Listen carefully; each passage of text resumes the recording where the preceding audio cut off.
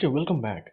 We're in the second video in this three-video series related to the unit on attention. And we're talking about attentional system 1, also called as input attentional system.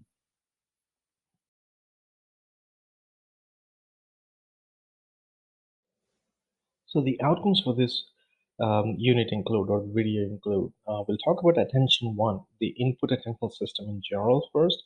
Then we'll talk about the 6 meanings we have put together under this umbrella. First, we'll talk about alertness or arousal.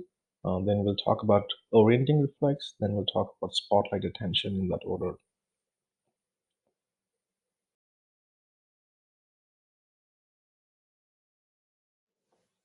Let's talk about attention system 1 in general first. It's also called input attentional system. Now, to differentiate from the conscious or controlled attentional system, input attentional system is a basic process. It's quick and it usually is unconscious. In other words, it happens without your knowledge. It is related to situations that grab your attention. So the main reason for one way to think about attention system 1 is the immediate response system, so that you can take the information into your system and then decide whether it needs your conscious attention or not. In that sense, attentional system 1 is more data driven.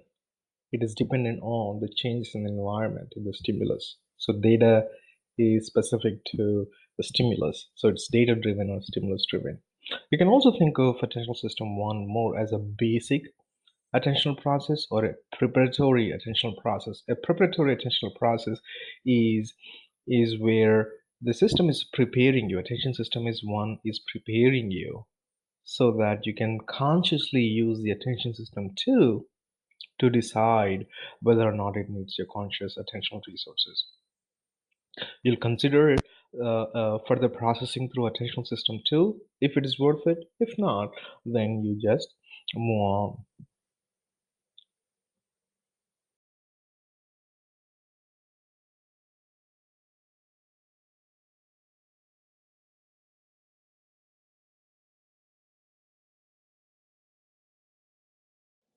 So talking about the second outcome, which is nothing but the one of the 3 meanings of attention system 1, which is alertness or arousal.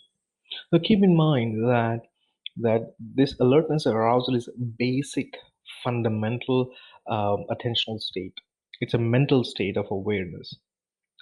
And if you're not aware, in other words, if you're not alert, then you cannot react to the changes in the environment.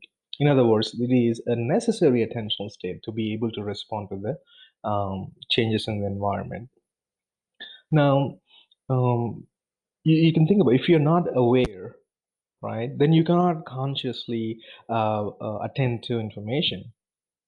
So conscious processing or other attentional processing does not happen without this basic fundamental state. So alertness or arousal is the fundamental mind state, a state that keeps you aware of yourself and the surroundings around you.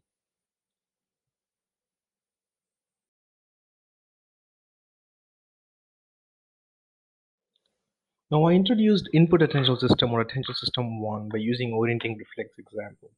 But what orienting reflex in specifically means is a quick reflexive response to an unexpected stimulus. If you suddenly hear a sound, did you hear that? You try to locate where the sound is coming from. You actually turn your head. You orient your head to the source of the sound to determine whether it is worth your conscious attentional resources or not, for the sake of safety. So this a sudden stimulus, an unexpected stimulus, leads to a quick reflexive response. That is orienting reflex.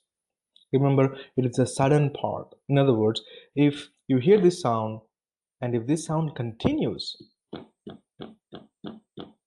and I'm talking, at that point you will ignore this sound and just pay attention to my voice, right? In other words, you don't orient your head every time you hear a sound if it's a continuous sound.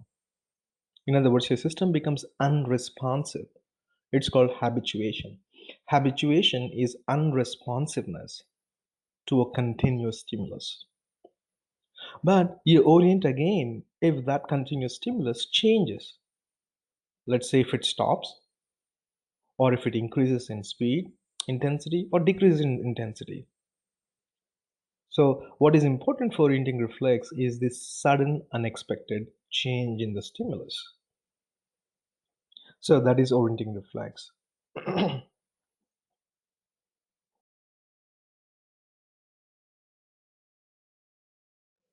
So, this brings us to the third input attentional process, the spotlight attention. Now, spotlight attention is like a spotlight. Just imagine you have the entire area, right? But this particular part on this area is under spotlight. Spotlight attention is this mental focus on a specific part in your visual field. Again, this is specific to vision.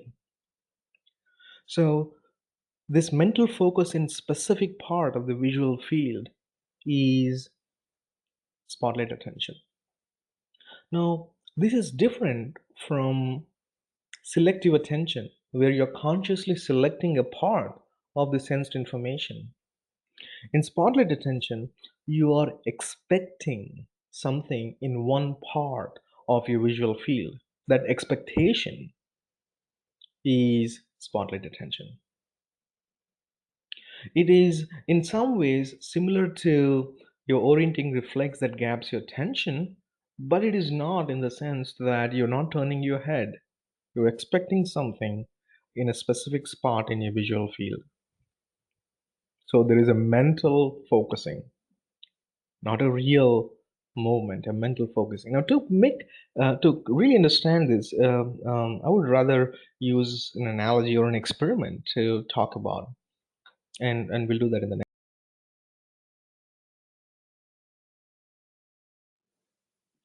So, Posner conducted experiments specific to visual attention. We're going to talk about one such classic experiments. The idea is very simple. Okay, the task in this experiment was for the participants to stare at the center of the screen. Again, this is a modified version of it, so you may not see a plus sign as I stated here, but usually participants would be asked to stare at the center of the screen. Okay, then this would be followed by a cue. A cue would be either a right arrow or a left arrow or a bidirectional arrow. When there is a right arrow, participants would be informed to anticipate an object on the right side, which is usually a square, although it's shown as a circle here, but it's usually a square. If the arrows they see is towards the left, then they can anticipate an object on the left side. Again, they're not allowed to move their eye. They have to stay at the center of the screen. But the moment they can detect an object on the left side, or the moment they detect an object on the right side, that's when they have to respond. So the task is respond to an object in the upper visual field while they were focusing, staring at the center of the screen. And before the object is presented, they were cued with an arrow mark that is towards the right or left, or a bidirectional arrow. Bidirectional arrow means the object can be on either side. A unidirectional arrow suggests that the object will be on that side. But here is a trick. 50% of the observations were 50% of the trials, participants would experience a bidirectional arrow. Of the remaining 50% of the trials, 80% would be valid. In other words, if they see a right arrow, they'll see an object on the right side. If they see a left arrow, they'll see an object on the left side. But the key point is this 20% of the remaining invalid items. In other words, if the arrow is towards the right, they'll see an object in the left side. If the arrow is towards the left, they would see an object on the right side. So invalid. Okay. So again, they stare at the center of the screen and they have to kind of detect an object. When they do, they have to respond, and the time taken to respond would be measured. So, so the IV is the Q type, whether it's a valid, invalid, or a neutral Q. And we look at the results now. As you can see, the x-axis is the IV, which has three kinds of trials: valid trials, neutral trials, and invalid trials. Valid trials where the arrow mark and the object are in the same direction. Invalid when they're in the opposite direction. Neutral, it doesn't matter because it's a bidirectional arrow. What do you see here? The y-axis is the reaction time. Pause here for a second and try to interpret on your own. Well, you can see here that the reaction time for valid items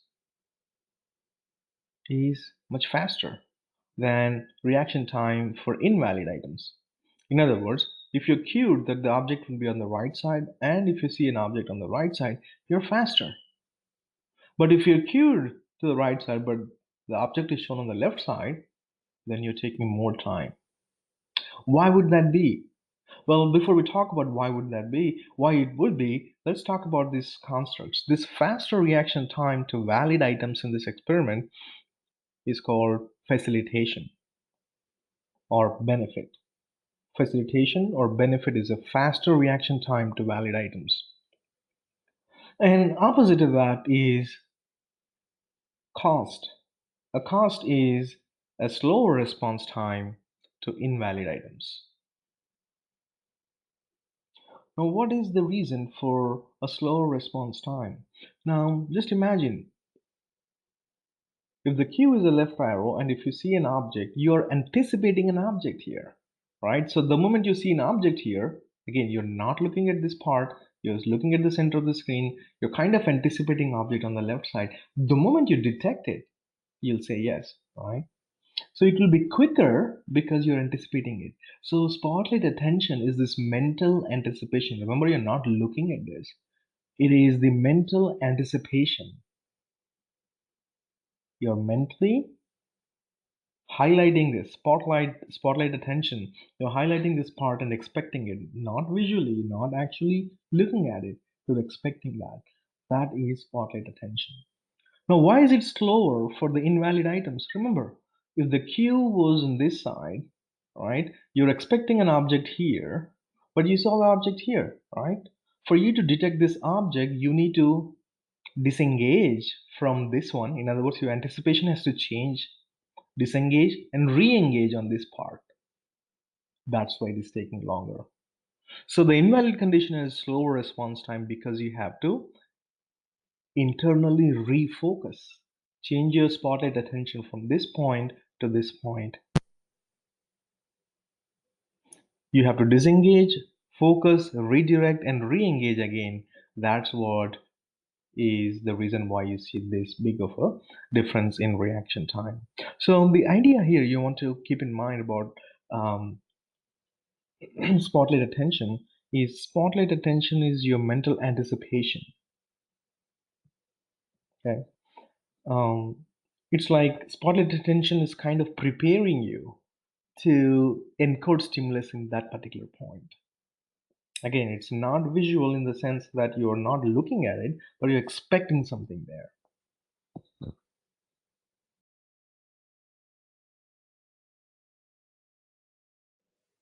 I also want to kind of um, refer to the reading context. Just imagine you're reading a sentence. Okay, Faulkner's paradigm. You're reading a sentence, right? Now remember, we said that sensation. Your eyes go through fixations and saccades, right? So you fixate on this and you capture information and you attend to this information and you perceive and identify this as a word. Then the fixation is done. It goes to next saccade, right? A next saccade followed by a fixation. That's where you again sense information and attend to information, then perceive that as a word, right? Now, where does this particular spotlight attention fit? Well, your readiness to go from one word to another in this direction is spotlight attention. It is anticipation to go in this direction, is spotlight attention. Now, this would be different if the context were different. Let's say, I don't know, if, correct me if I'm wrong, let's say if you have an Arabic uh, book and you're reading, right? If I'm not wrong, they go from right to left, right? Then the spotlight attention is in this direction. When you read this word, your spotlight attention prepares you to go to the next word in this direction. So if you get a question, what triggers a saccade in the context of reading? The answer is spotlight attention, which is nothing but visual attention.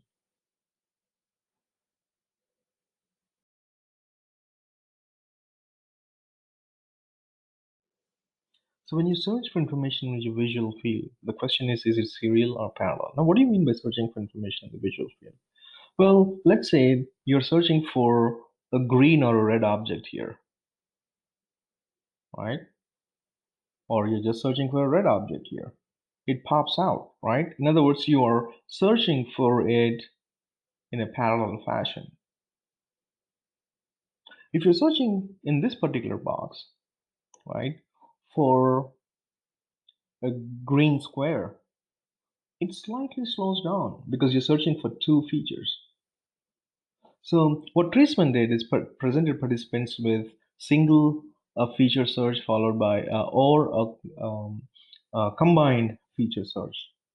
The first one is called a disjunction, where they'll be either asked to find a red object or a green object, whereas here they'll be asked to present or identify not only a green object but also a square. So green and square conjunction, red or green is disjunction.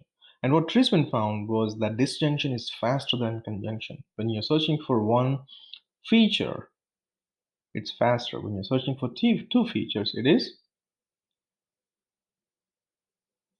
very serial or slower. And according to Treisman, whether or not the search is serial or parallel depends on the surrounding information as well. For example, it's easier to find a red circle here than to find a red circle here. Right, it's right here. In other words, the information pops out here, the information does not pop out here. So visual search, when it pops out, is more parallel. If information does not pop out, then you serially go through the searching process.